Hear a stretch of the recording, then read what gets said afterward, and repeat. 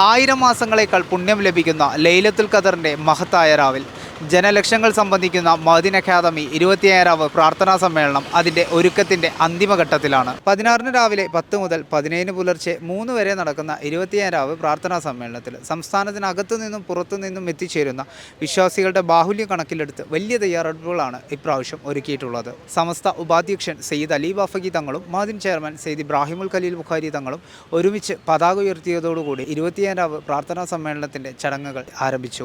റമളാൻ 27ാം രാവ് ജനലക്ഷങ്ങൾ സംബന്ധിക്കുന്ന മനസ്സലിഞ്ഞ് റബ്ബിനോടിരു കരങ്ങൾ ഉയർത്തി ദുആ ചെയ്യുന്ന രാവ്.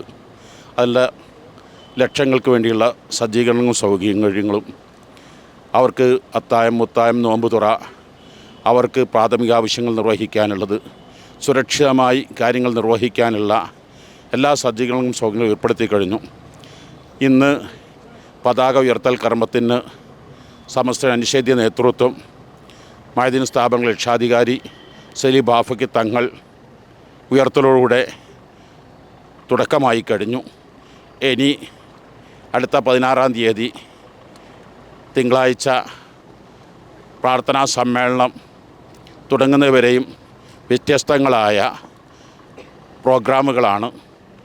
എല്ലാറ്റിലും എല്ലാവരുടെയും സജീവ സാന്നിധ്യം ഏറെ സന്തോഷകരമാണ്. അടിയന്തര ആവശ്യങ്ങൾക്ക് സൂപ്പർ സ്പെഷ്യാലിറ്റി ഇൻറ്റൻസീവ് കെയർ യൂണിറ്റും അഗ്നിരക്ഷാസേനയുടെയും 5555 വളണ്ടിയർ കോർ അംഗത്തിൻ്റെയും സേവനങ്ങളും നഗരിയിലുണ്ടാകും. നോമ്പുതുറ, അത്തായ സജ്ജീകരണങ്ങളും സൗകര്യങ്ങളും ഒരുക്കും. മഅ്ദിൻ ഗ്രാൻഡ് മസ്ജിദിന് മുന്നിൽ സജ്ജീകരിച്ചിട്ടുള്ള 27ാം പ്രാർത്ഥനാ സമ്മേളനത്തിൻ്റെ പ്രധാന കവാടത്തിൻ്റെയും മഅ്ദിൻ അക്കാദമിക്ക് മുന്നിൽ സജ്ജീകരിച്ചിട്ടുള്ള പ്രധാന വേദിയുടെയും ഒരുക്കങ്ങൾ പൂർത്തിയായി കഴിഞ്ഞു.